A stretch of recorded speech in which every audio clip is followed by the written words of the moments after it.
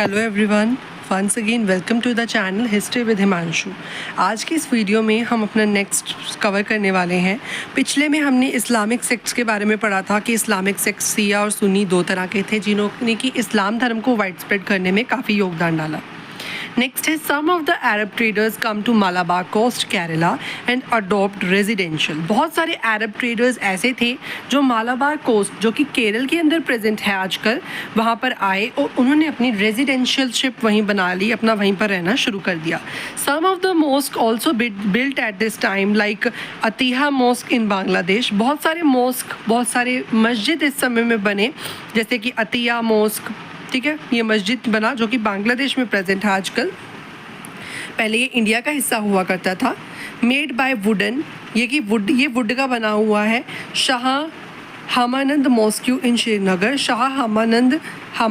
हमादन mosque जो है मस्जिद जो है वो श्रीनगर में बनी हुई है। The face of the mosque was placed as Mecca, कि जिस दिशा में मक्का का जो है फ्रंट साइड है उस दिशा के अंदर जो है बनाया जाता था मॉस्क को उस समय में। नेक्स्ट है name for the communities. Name for the communities में आप पढ़ोगे we always label communities Hindus and Muslim community as a religious communities, कि अगर हम रिलीजियस कम्युनिटीज़, धर्म से रिलेटेड कम्युनिटीज़ की बात करते हैं तो सबसे पहले इंडिया के अंदर दो कम्युनिटी आती हैं।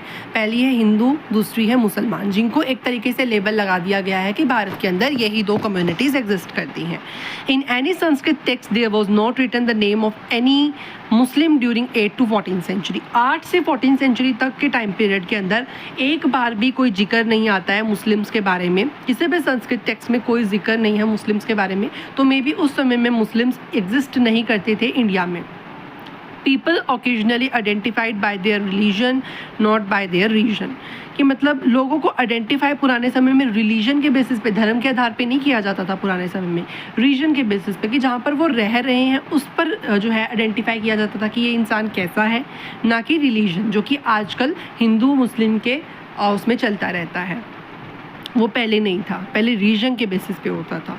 Turkish ruler as Turushka, Tajikistan as Tajika, Persia as Parshika, मतलब यहाँ के लोगों को ये कहा जाता था, ये आपको बताया गया है। मलेच कौन होते थे? मलेच आप पहले भी पढ़ के आए हो। मलेच वो इंसान होता था जो बेसिकली किसी भी फॉरेन सिस्टम की कम्युनिटी से बिलोंग नहीं करता था। नेक्स्ट है द ग्रोथ ऑफ सूफिज़म, कि सूफी धर्म किस तरीके से आगे डेवलप हुआ वो सब हम जानने वाले हैं इसमें। इन Islamic group the religious minded people cold Sufis, कि इस्लाम धर्म में कुछ बहुत ही ज़्यादा डीपली रिलीजियस माइंडेड, मतलब धर्म के साथ जुड़े हुए कुछ लोग होते थे जो कि बहुत डीपली अपने धर्म को समझते थे और मानते थे, तो उनको कहा जाता था सूफ़ी। दे वर डीपली डाइवोटीज टू गॉड अल्लाह, भगवान अल्लाह से वो बहुत ज़्यादा डीपली जुड़े हुए होते थे।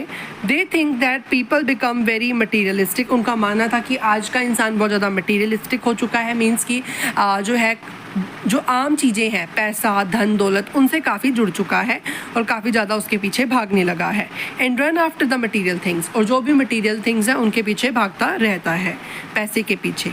दे need to contact with God, उनको भगवान से भी कॉन्टैक्ट करने की ज़रूरत उनको महसूस होती थी कि एक इंसान को भगवान से कॉन्टैक्ट कर रखना चाहिए, मीन्स उनके साथ अपने आप को जोड़ कर रखना चाहिए, ठीक है, और रिलीजियस प्रैक्टिसेस करनी चाहिए। कुरान आइडियाज़ नीड टू प्रैक्टिसाइज मोर। अब सूफीज़ जो थे उनका ये मानना था कि कुरान की जितनी भी लिखी हुई बातें हैं कुरान में वो सब ज़्यादा से ज़्यादा प्रैक्टिसाइज की जानी चाहिए, ज़्यादा से ज़्यादा फॉलो की जानी चाहिए। Teaching of prophet Muhammad is need to be practicise more, जो प्रॉफिट मोहम्मद ने अलग अलग शिक्षाएँ दी हैं उन सबको भी फॉलो किया जाना चाहिए। The Sufi community was form, इस तरीके से सूफ़ी कम्युनिटी इंडिया के अंदर बनती है। नेक्स्ट है खानगाज एंड सिलसिलास। In 11th century Sufism was spread all over the India. 11th century के दौरान इंडिया के पूरे एरिया में जो है मुस्लिम्स के सूफिज़म ट्रेंड जो है वो स्टार्ट हो जाते हैं, जो कि डीप रिलीजियस होते हैं, ठीक है। इस्लाम धर्म में उनको सूफ़ी कहा जाता है और सूफ़ीज़ बनने शुरू हो जाते हैं 11th सेंचुरी से। देयर वॉज प्लेस कोल्ड खानगाह, एक जगह हुआ करती थी जिसको कि खानगाह कहा जाया करता था, और ये पर्शियन शब्द है खानगाह, ठीक है। It was a type of rest place, एक तरीके का आराम करने का एक एरिया हुआ करता था। Where all the peoples who came to worship, कि जितने भी लोग पूजा अर्चना करने के लिए अल्लाह की आया करते थे उन सबको इस रेस्ट प्लेस पर बिठाया जाता था और उनको जो है काफ़ी ज़्यादा सर्व की जाती थी, हॉस्पिटैलिटी उनको शो की जाती थी। Came and perform ritual and prayers, यहाँ पर रिचुअल परफॉर्म की जाती थी, अलग अलग रीति रिवाज फॉलो किए जाते थे और प्रेयर्स भी परफॉर्म की जाया करती थी। तो एक तरीके का इस्लाम धर्म का एक रिलीजियस प्लेस हुआ करता था हमारा खानगाह, ठीक है। खानगाह वॉज कंट्रोल्ड बाय शेख, खानगाह को कौन कंट्रोल करता था? शेख कंट्रोल करता था, ठीक है, शेख हेड हुआ करता था। Sheikh also has some disciples, और जो शेख खानगाह को कंट्रोल करता था उसके अपने कुछ डिसिपल्स होते थे। डिसिपल्स का मतलब उसके कुछ अपने चेले होते थे जिनको कि मुरीद कहा जाता था, मुरीद शेख के चेले होते थे। Sheikhs appoint his successor called खलीफा, शेख का जो अगला सक्सेसर होता था, मीन्स जब शेख की डेथ हो जाएगी तो अगला जो है शेख कौन बनेगा, तो अब उसके सक्सेसर की पोस्ट को खलीफा कहा जाता था। Who will become a next leader of खानगाह, कि नेक्स्ट लीडर किसको बनाना है उसको खलीफा कहा जाता था, नेक्स्ट सक्सेसर को। सूफी सिलसिला मीन सक्सेसर टू सक्सेसर, सूफी सिलसिला क्या होता है?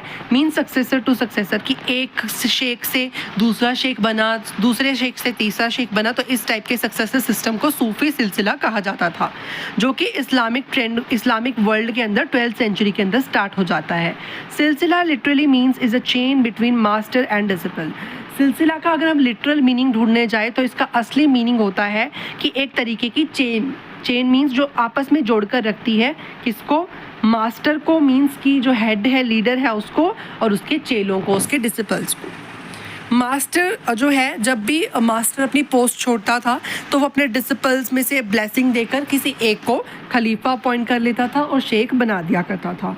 After death of sheikh dargah was made with a tomb shrine, अब क्या होता था जब किसी भी शेख की डेथ हो जाती थी तो उसकी डेथ वाली जगह पर एक टॉम श्राइन बना दी जाती थी, एक दरगाह टाइप बना दी जाती थी। And it will be become the area of pilgrimage centre cold ज़ियारत, और यही जगह एक तीर्थ यात्रा का स्थान बन जाती थी जहाँ पर दरगाह होती थी, वहाँ पर लोग पूजने आया करते थे हर साल, और डेली मतलब डेली भी आ सकते थे, ठीक है, पूजने के लिए, बट एक साल बाद तो आते ही आते थे, ठीक है। और इस पिलग्रिमेज सेंटर की जो लोग हैं तीर्थ यात्रा करते थे उनको ज़ियारत कहा जाता था, ठीक है। इस टाइप की यात्रा को ज़ियारत कहा जाता था जब किसी शेख की टॉम श्राइन के ऊपर जाकर प्रेयर की जाती थी।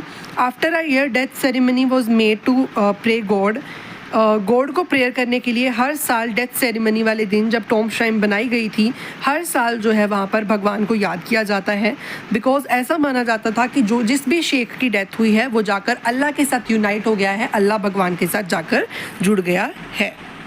नेक्स्ट है आउटसाइड द खानगाह। आउटसाइड द खानगाह का मतलब क्या है कि जो लोग खानगाह के बाहर के होते थे, मींस जो है सूफ़ी, मतलब जो भी आम लोग होते थे जो शरिया के कानून को नहीं मानते थे उनको बेशरिया कहा जाता था, जो कि शरिया के कानून की जुरिस्डिक्शन के अंडर नहीं आते थे और उनको फॉलो नहीं करते थे, ठीक है। इस वीडियो में इतना ही। अगर आपको वीडियो अच्छी लगी हो तो वीडियो को लाइक करें, चैनल को सब्सक्राइब करें। Thank you so much for watching.